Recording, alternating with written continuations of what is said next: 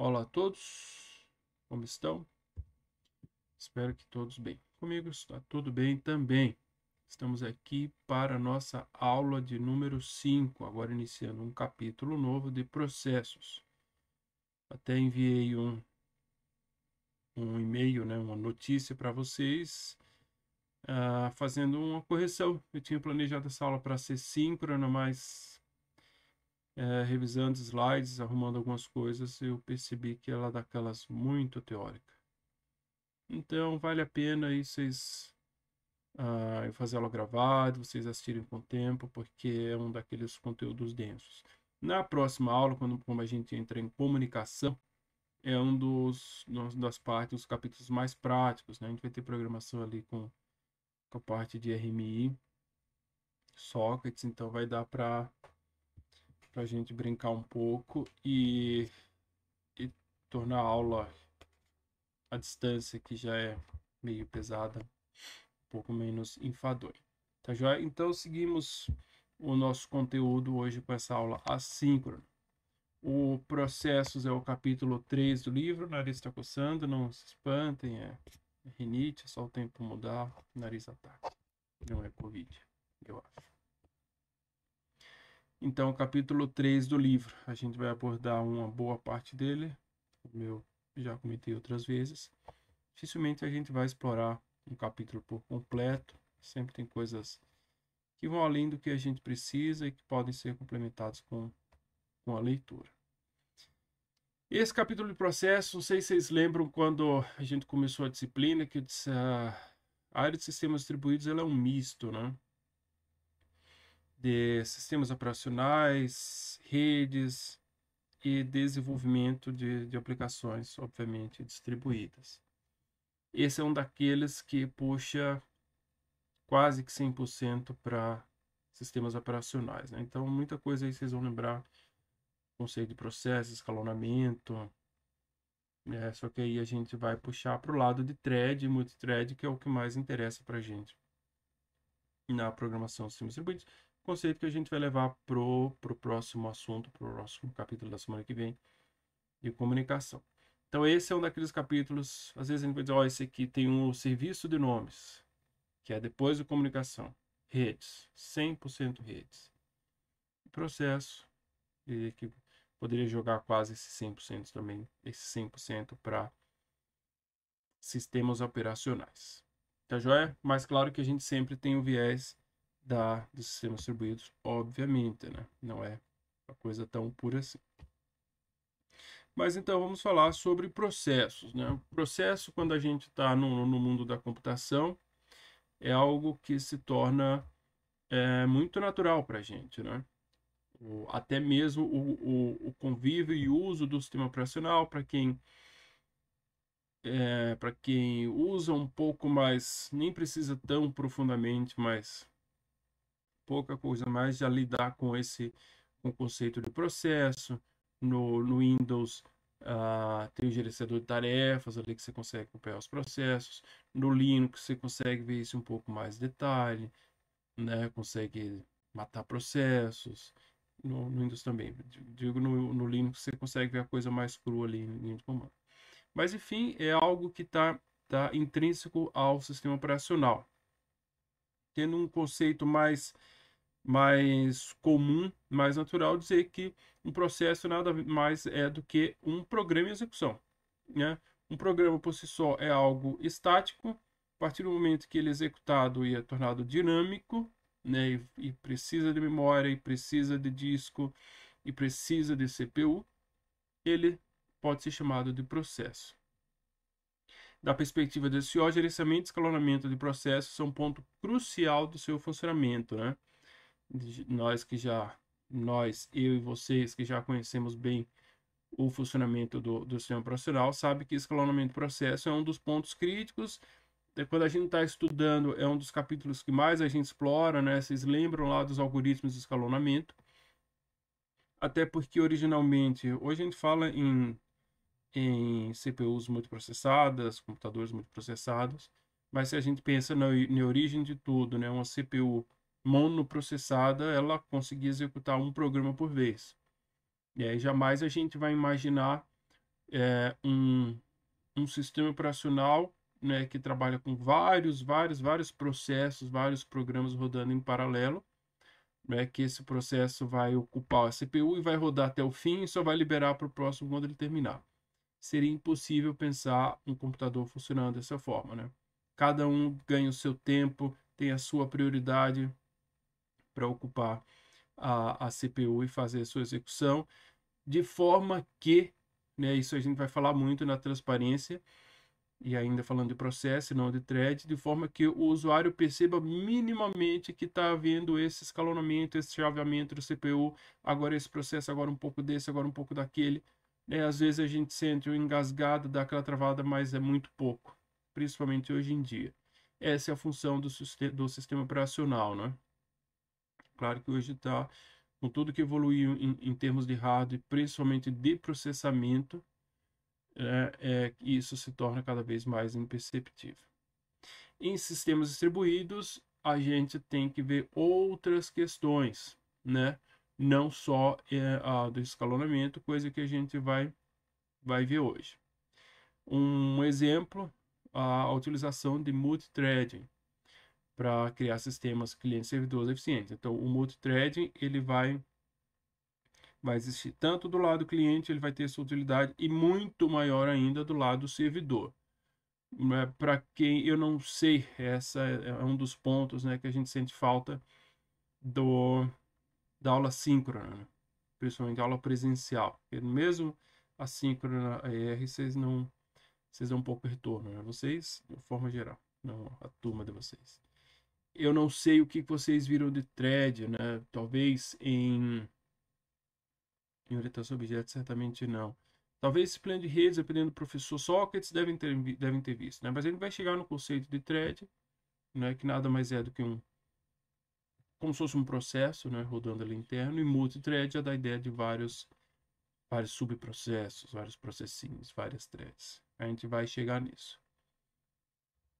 Então, mas já está claro a importância da thread ou do multithread para sistemas distribuídos. Por isso que a gente começa no conceito de processo, porque está diretamente ligado ao conceito de thread.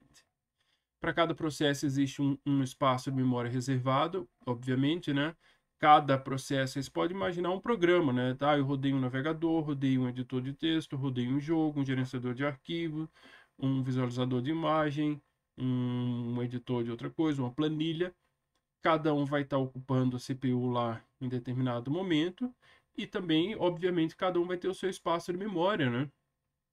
Próprio. A gente não pode jamais imaginar um navegador afetar no espaço de memória da minha planilha eletrônica ou do meu jogo lá. Isso aí, quando a gente tinha as famosas telas azuis no Windows, né? Que eu não sei se elas. Bem, elas não aparecem, né? Mas dizem que ela só está escondida, só dando uma tela bonita. Nada mais é do que apontamento para espaços indevidos de memória, né? Muito comum na programação em C e C++, principalmente. Então, isso parece que com o tempo a gente torna a coisa tão natural, mas às vezes não é para todo mundo. Mas cada programa precisa ter o seu espaço de memória reservado. Nenhum programa externo, e externo a gente fala dentro do mesmo computador, né, da mesma máquina, nenhum programa pode afetar o funcionamento de outro. Jamais. O máximo que ele vai afetar é porque ele está consumindo recurso demais, ou é um programa com bug que vai fazer a tua máquina travar e vai parar o resto. Mas afetar diretamente no funcionamento, ou seja, no espaço de memória, isso é impensável. Para monitorar esses vários processos, os sistemas operacionais eles possuem uma tabela de processo, né? Também isso está no conceito do sistema operacional. Nessa tabela tem valores de registradores, os privilégios, prioridades, os arquivos abertos, os mapas de memória. Então, toda a informação que um processo precisa para funcionar, né? E aí a gente lembra que no escalonamento, em determinado momento, ele para de funcionar para dar lugar para outro no CPU. Essas informações precisam existir e precisam ser mantidas. E elas são mantidas nas tabelas de processo. Aí aqui tá, ó, o SO trabalha fortemente para que o processo não interfira, né? prometo corrigir, a gente revisa e é de um ano para o outro, dá uma melhorada, altera, mas sempre tem, né? Para que um processo não interfira no funcionamento do outro processo. Então, não é uma coisa. Ah, eu falei agora há pouco, um processo jamais pode interferir no espaço de memória do outro. Sim, óbvio, né? Isso está sacramentado. Mas não é algo tão simples assim, né? O sistema operacional ele trabalha diretamente com o hardware, né? Um se ajudando, ou mais o hardware ajudando o sistema operacional para que isso não ocorra. Então, isso tem um custo. Por isso que eu coloquei aqui a transparência, essa transparência da mudança de processo, do escalonamento do processo, ela tem um alto custo. Por quê? Porque toda essa informação que cada processo possui, do espaço de memória que ocupa, dos arquivos que está utilizando, dos valores de registradores da CPU, dos privilégios, prioridades, tudo isso precisa ser armazenado, né? Que é o que a gente chama de armazenar, salvar o estado, salvar o contexto, para que quando ele retome o lugar dele na fila de processamento, no algoritmo de escalonamento lá, ele consiga dar sequência, consiga continuar e não começar do zero, que não faria sentido. Então, essa transparência que que o sistema operacional nos dá como usuário, isso custa alto. Que aí a gente cai no thread, né? Então a gente faz essa introdução do processo para contextualizar, opa, sistema operacional, processo, programas de execução, escalona, vai um, vai outro, roda em paralelo, não roda, para a gente chegar no thread, não é? Para entender a ligação, a interligação, a interconexão entre eles e principalmente para entender a diferença, né? Por que o processo, por que precisa de thread para resolver um problema que teoricamente processos deveriam. Primeira coisa, um processo pode ser composto de diversas threads. Aí aqui eu coloco thread em feminino, uma thread, mas é feminino, tá? A gente geralmente fala vários threads, geralmente eu, né? Mas é uma thread, apesar que viria do processo. Enfim, talvez eu pesquise isso um pouco melhor, mas eu sempre me referi no feminino. É que eu estava falando masculino e agora falei diversas, né? Como um processo, uma thread executa a sua própria porção de código, também independente de outras threads. Então, até esse ponto, thread e processo são exatamente iguais. Eles executam um, um programa, é um algoritmo em execução. Ele tem um algoritmo ali rodando e ele é independente dos outros processos, no caso agora das outras threads, né?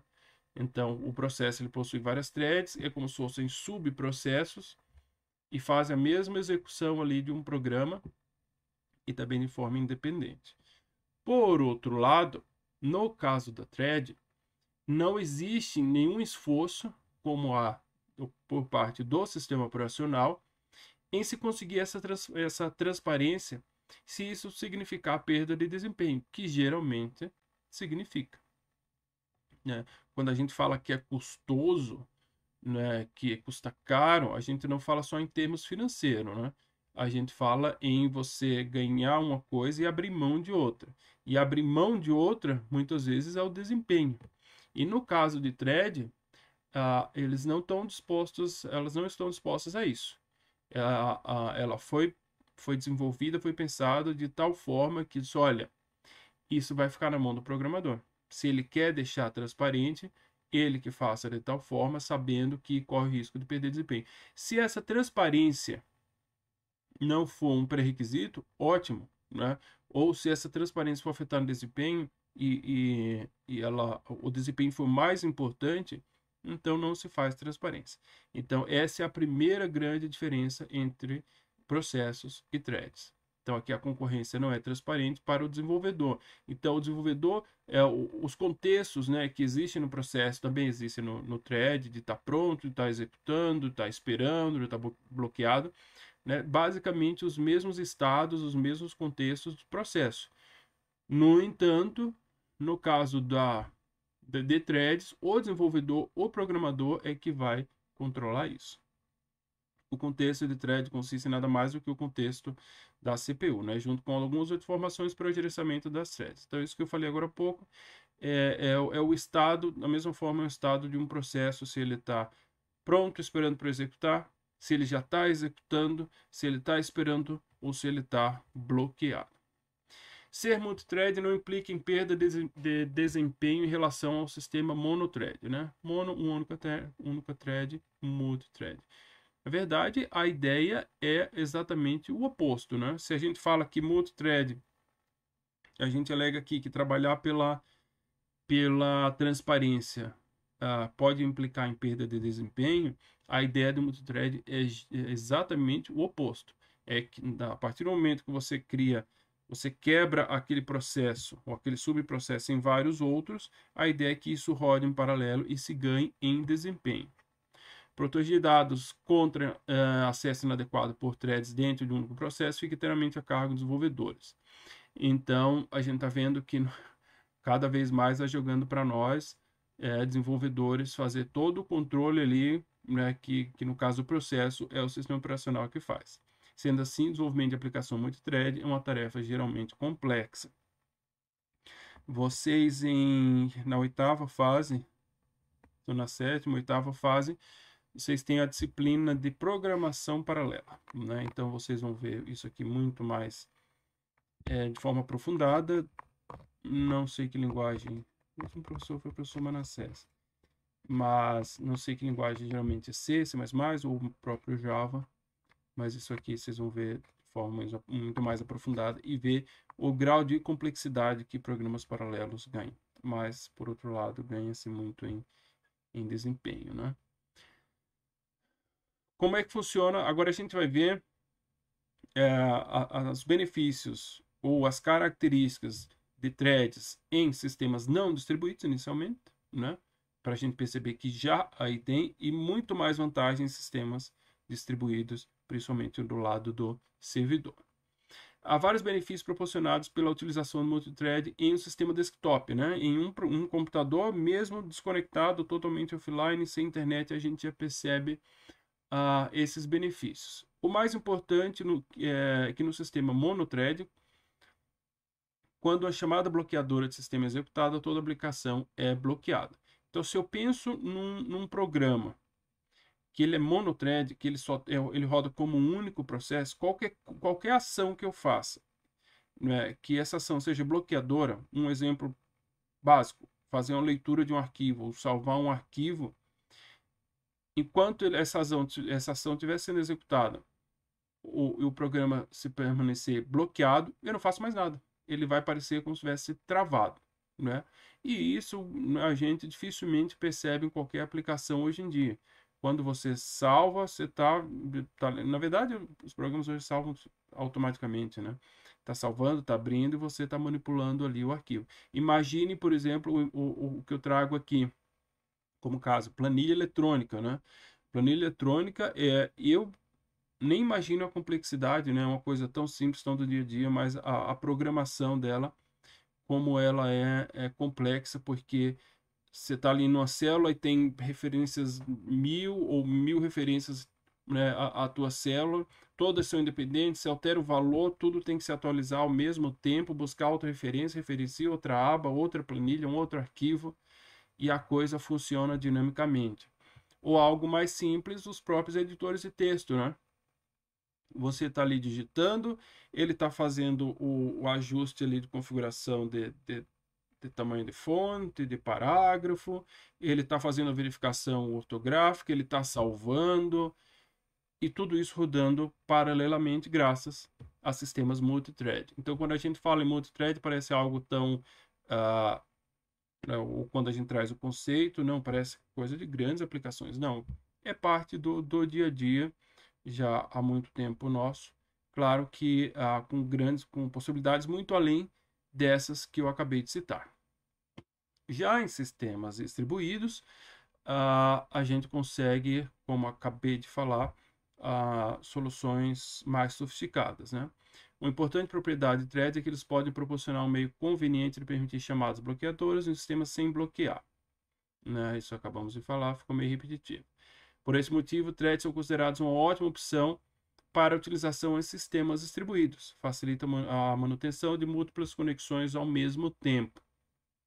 E aí, se a gente pensa né, da forma mais abstrata possível, né, que mesmo a gente não tendo chegado lá ainda, né, na prática do desenvolvimento, a gente já tem a noção que o sistema distribuído ele é espalhado, né, em servidores, numa rede local ou mesmo geograficamente, mesmo mundialmente. E tudo funcionando em paralelo, né, com um grande sistema ali gerenciando, mas tudo funcionando. Imagine se isso não fosse multithread. Então, não faria a menor diferença eu ter um sistema tão grande, tão complexo, espalhado, se só funcionasse uma coisa de cada vez. Está executando ação para tudo. Me espera que eu vou terminar de executar. Terminei aqui, agora você, agora para tudo. Então, não faria o menor sentido. Então, multithread e sistemas distribuídos andam juntos. Para garantir seu alto grau de transparência, sistemas distribuídos podem precisar esconder longos tempos de propagação de mensagem de processo. Lembra de uma das metas, né, quando a gente viu a primeira aula de conteúdo, né, que uma das metas era a transparência e a dificuldade de se conseguir isso, por mais que o conceito seja simples, né, você está aqui, está usando um sistema distribuído. De repente, você precisa de informação, ele vai executar uma parte do processo num servidor que está lá do outro lado do mundo. E é um processo pesado, aquilo vai demorar. Né? Além da demora do processamento lá, tem toda a demora do tráfego. Como é que você vai fazer isso se não for com um processo multithread, né? Simplesmente ele ser lançado, ir lá com o tempo que ele precisar, executar com o tempo necessário, retomar, e eu sigo executando e trabalhando no meu sistema, sem precisar em nenhum momento parar, né, ou dedicar o processamento exclusivamente para essa tarefa. Então, a característica ou a possibilidade de se criar multi ou várias threads, né, me permite essa transparência até, né, a gente tinha falado do monothread, mas até perdão, no não distribuído, né, mas até em sistemas distribuídos, né, consegue esconder toda essa questão da distância e da latência de um sistema distribuído. Um exemplo, né, muito comum, né, que aí a gente acaba não percebendo isso, sobre essa característica de ser multithread, né? Às vezes a gente não para, putz, mas se não fosse assim não funcionava. São os navegadores web, né? Uma página web, a gente sabe que ela parte da requisição, né? Uma requisição HTTP, que chama um determinado programa, ou poderia ser um HTML, né? Mas chamar HTML praticamente não existe mais. Chama o programa que vai ser processado lá no servidor, vai devolver HTML.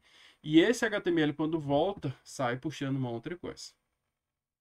Imagem, script, CSS, mais imagem, e vídeo, e link, e tudo.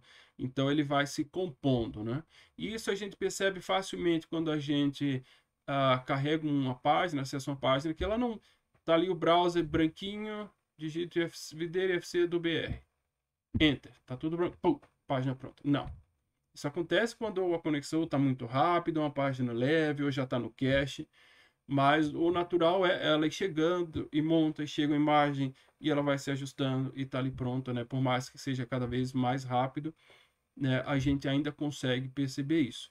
Por quê? Porque quando a gente faz essa requisição e abre essa conexão, né? Faz a requisição para um site, vamos ter aqui, ele abre a conexão para TCP para obter cada elemento, né? Desde um simples GIF, uma imagem, um JavaScript, um CSS ou grande HTML, ele abre uma conexão TCP e aí as coisas vão chegando e o próprio navegador cuida de gerenciar a montagem da página. Eu trouxe um exemplo aqui, né? Mas o legal mesmo é a gente acompanhar. Eu dou um F12, acho que é meio padrão dos navegadores, né? E eu tenho aqui rede, né? Vou acessar o videira que deve estar no meu cache, né? De tanto que eu acesso. E veja que vai aparecer aqui do lado. Começa. Fez a primeira requisição para o servidor e aí começa a chegar coisa. E tá aqui. E um monte de folha de estilo. E um monte de script. E imagem. E GIF. E PNG. E jQuery. E GIF. requisições, 1,5 mega, 1,68 mega transferido, tempo 16 segundos, 50 requisições. Então, 51, é que aí ele vai passando os slides aqui, aí ele vai aumentando. Tá? Então, mais ou menos aí 50 requisições foram necessárias para abrir ou montar o site do IFC. Se eu pegar, sei lá, um site de notícias bbc.com, bbc.com, vou dar uma olhada aqui, F12, e aí o site de notícia ele já, obviamente, tem bem mais conteúdos, é todo dividido em notícias e propaganda e barra de menu, e aqui a gente já tem 78, 80 requisições, 93 e contando. É isso que é um site apenas o conteúdo, né? Não deixa de ser um site leve ainda. É texto e imagens, 140 requisições, 159, não para, 190, 212. Bem, eu acho que é bom parar, senão vai ficar o resto do vídeo aqui. Então já passam de 270 requisições. Começa a achar que a coisa entrou em loop, né? 288 e agora parece que deu uma parada. Então vejam só, é um cliente, né? Um software que tem uma funcionalidade relativamente simples, né? Que é de você trazer arquivos que vêm do servidor e montar, né? Ou juntar esses arquivos aí numa página HTML. E, no entanto, numa requisição dessa, ele teve que lidar com, parando agora, né? 294, eu ia falar 293, mas mudou, 295, deixa eu tirar, 295 requisições em paralelo, né? Conexões, TCP, baixando HTML, imagens, GIFs, scripts, CSS e montando tudo isso numa infinidade de multithreads, né? Não é à toa que, como eu falei agora há pouco, os navegadores se tornaram softwares até relativamente pesados. Sempre ficam aí entre... Eu uso o Firefox para o IFC por causa do SIGA, né? O SIGA, para nós, professores, tem algumas funcionalidades que só funcionam no Firefox. Mas o Gmail, por exemplo, no Firefox, eu acho ele bem mais pesado. Então tem essas... E desde que as aplicações web ganharam muito mais dinamicidade, né? O que as tornou bem melhores.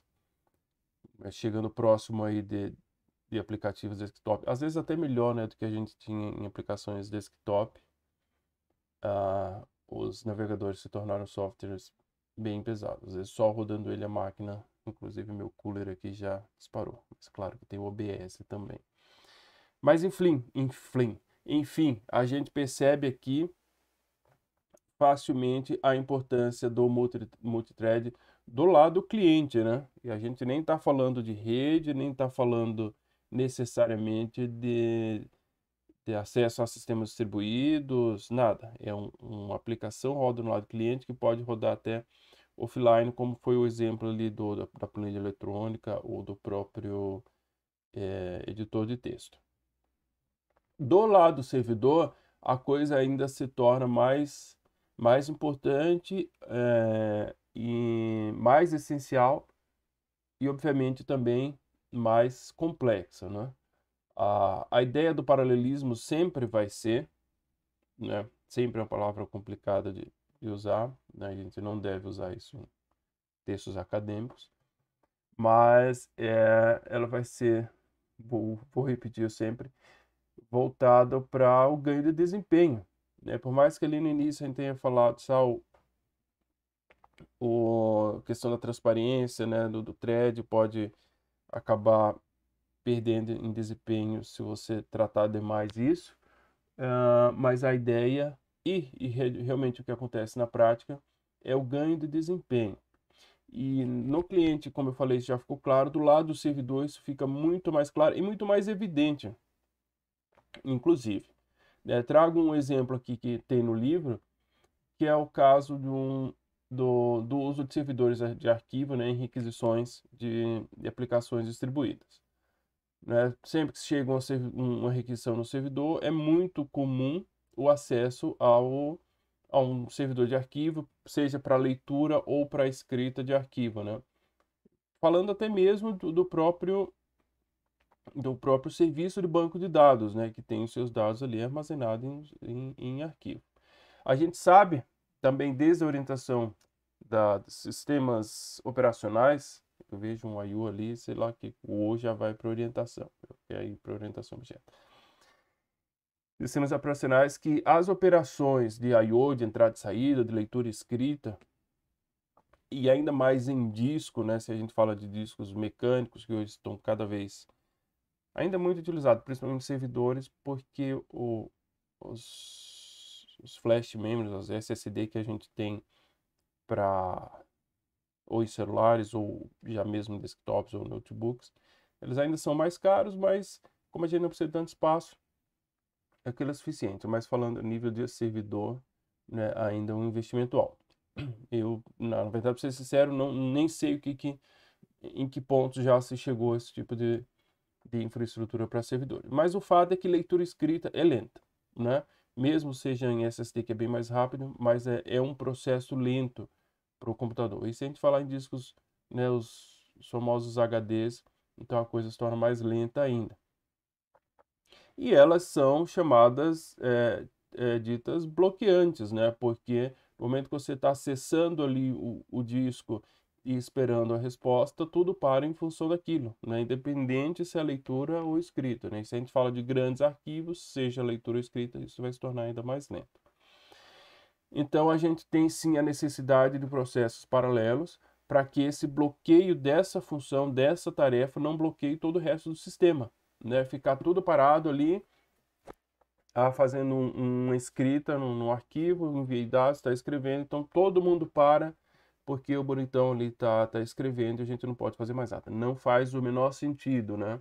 A gente fala isso, mas é interessante a gente associar a importância do multithread nesses casos.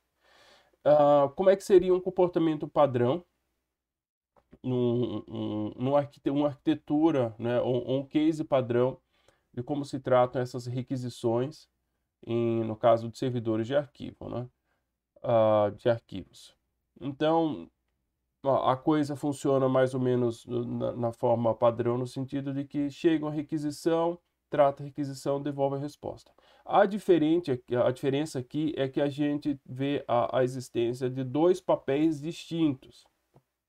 E aí tem uma figura aqui que é do livro, né? Sempre, se não for do livro, eu vou fazer uma referência externa, né? Mas é do livro e tá em inglês porque eu pego do livro da terceira edição, que aí vem com as figurinhas já tudo bonitinho. Enfim, aqui tem o sistema operacional, né, o servidor aguardando requisições da rede. Quando chega essa requisição, ele chega para uma thread que tem o nome de dispatcher ou despachante. Qual a função dessa thread? É simplesmente de receber as requisições e delegar essas requisições para um outro tipo de thread, que a gente chama de worker, ou trabalhador, ou operário, né?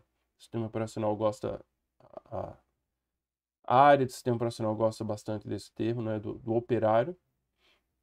Então, a função do dispatcher é identificar um operário, porque existem vários, né, são várias threads ali trabalhando em paralelo, identificar um operário que esteja disponível e mandar para ele só, tem trabalho para você. Então, quem vai executar realmente a função ali, no caso de acesso ao sistema de arquivos, é essa thread temporária, vai executar, pegar a resposta, mandar de volta para o dispatcher, né, para o despachante é que vai fazer essa compilação, juntar esses dados e devolver para o cliente que fez a requisição. Então a gente tem dois papéis bem distintos num caso aí de um servidor de arquivos, né, trabalhando com multithread. Tem uma thread recebendo e devolvendo as requisições e várias outras threads executando a tarefa de fato. Aqui a gente teria um exemplo que a gente vai voltar no próximo capítulo, quando a gente estiver trabalhando com comunicação, né, seja fazendo algo com socket ou com thread. Aqui a gente tem um pouco dos dois, né? A classe server socket para fazer uma conexão com o servidor, né, para criar um serviço, e aqui a gente tem um servidor thread, né, que cria uma nova thread para cada nova requisição. Aqui não vou entrar em detalhes de código ainda, a gente vai ter tempo para isso. Mas aqui eu crio um servidor na porta 1234, faço a conexão, ela é aceita. A partir do momento que ela é aceita, eu crio uma nova thread, né, a partir desse objeto que é, desse objeto, queria selecionar o texto, não dá, que é dessa classe aqui abaixo, que extends, né, que é da classe thread do Java. E aqui com esse start ele inicia uma nova thread que executa o que está dentro do método run. Não sei se vocês viram thread, na nossa aula síncrona a gente conversa um pouco melhor para ver até que ponto vocês chegaram nisso, senão a gente começa do zero. Não sei, realmente, talvez vocês tenham visto alguma coisa em redes, talvez não. Mas essa é a ideia, né? Você fazer a conexão, a partir do momento que a conexão foi aceita, você cria uma nova thread. Uma nova thread, então, eu não preciso, como cliente, esperar que a minha requisição seja aceita só depois que uma outra requisição foi liberada. Não, ele vai criando threads paralelas e dando conta de todas essas requisições. Inclusive isso aqui dá até uns trabalhinhos legal, né? Pra gente fazer uns servidorzinho simples de HTTP, servidor de FTP. Vamos pensar nisso, ver as ideias aqui enquanto estava mudando slide. Então a gente consegue perceber uma diferença sutil quando a gente trata de distribuição de tarefas, né? Do tratamento de requisições em aplicações multithread simples, né? Onde a gente tem uma thread principal que fica ali aguardando as conexões dos clientes, e aí a cada requisição, a cada conexão do cliente é criada uma nova thread, né? Como foi esse exemplo aqui que eu trouxe em Java. Então é uma aplicação multithread simples. Diferente de uma aplicação distribuída, como é o caso aqui do exemplo do serviço de arquivos, de um servidor de arquivos, onde você tem aí já papéis distintos, principalmente porque você lida com uma quantidade grande de requisições e essas requisições ou essas tarefas que são executadas, elas são, na maioria das vezes, tarefas bloqueantes, né? Então, nesse caso, a gente tem um papel principal ali, um gerente, um coordenador, um despachante. Aqui eu trago um outro termo utilizado na literatura, que é o master, né? Um coordenador, que fica justamente com essa responsabilidade de receber as requisições, de delegar a tarefa, né? Identificar ali quem está disponível para atender, de receber as respostas, compilar essas respostas e devolver para o cliente. E aí tem o papel do trabalhador, do operário, do worker, que é de executar essa tarefa, e aí a gente tem vários workers desses trabalhando em paralelo, né? Então a gente teria essas duas possíveis situações. Agora a gente entra num novo ponto agora mais específico, processos em sistemas distribuídos, mas vamos deixar isso para o próximo vídeo. Até já!